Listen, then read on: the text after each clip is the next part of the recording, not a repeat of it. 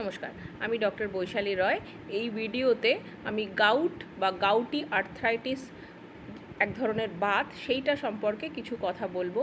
Gout তাদেরই generally হয় যারা পুরুষ মানুষ এবং তাদের বয়স 30 থেকে 50-এর মধ্যে মোটামুটি। এটা তার মধ্যেও কাদের আবার বেশি হয়, যাদের ইউরিক অ্যাসিডের লেভেল ব্লাডে নর্মালের থেকে অনেকটা বেশি থাকে, যারা খুব সুগারি ফুড খান, তেল মশলা ঝাল খুব বেশি পরিমাণে খান, খুব বেশি পরিমাণে ডিম খান, রেড মিট অর্থাৎ পাঁঠার মাংস বেশি খান, এদের কিন্তু এই জিনিসটা বেশি হতে পারে। অতএব আর এইটা হয়েছে আপনার, আপনি কিভাবে বুঝবেন?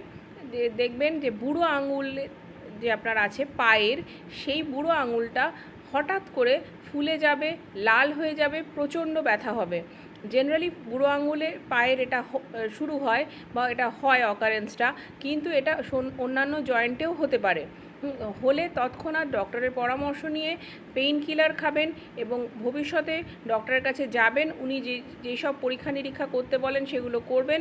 তার মধ্যে একটা অবশ্যই থাকবে ইউরিক অ্যাসিডের পরীক্ষা, যেটার লেভেল হয়তো আপনার বেশি দেখাবে। এই যে ইউরিক অ্যাসিডের লেভেল, এইটা কন্ট্রোল কিভাবে করবেন সেটা ডক্টর আপনাকে বলে দেবেন। হয় এটা লাইফস্টাইলে কন্ট্রোল হবে, নাহলে ড্রাগসে। সেটা উনি যেটা সাজেস্ট করবেন সেটাই আপনাকে করতে হবে। কিন্তু জেনারেলি একটা আইডিয়া দেওয়ার জন্য বলছি যে ইউরিক অ্যাসিড আপনি কিভাবে কন্ট্রোল করবেন। আপনাকে অ্যালকোহলের যদি নেশা থাকে সেটা কিন্তু অবশ্যই কন্ট্রোল করতে হবে, দরকার হলে সেটাকে ছাড়তে হবে উইথ প্রপার মেডিকেল অ্যাডভাইস। এছাড়াও যেটাতে প্রচুর তেল মশলা এই সমস্ত যুক্ত খাবার, সেগুলোকে বাদ দিতে হবে। চিনিযুক্ত খাবার বাদ দিতে হবে, রেড মিট বাদ দিতে হবে অর্থাৎ পাঁঠার মাংস।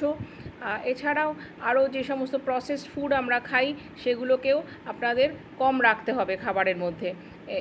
এইগুলো যদি আপনি করেন তাহলে হয়তো আপনার এই গাউটি যে পেইন সেটা তো একেবারে সেরে যাওয়া সম্ভব নয়, কিন্তু ডেফিনেটলি কন্ট্রোলড হবে। Thank you.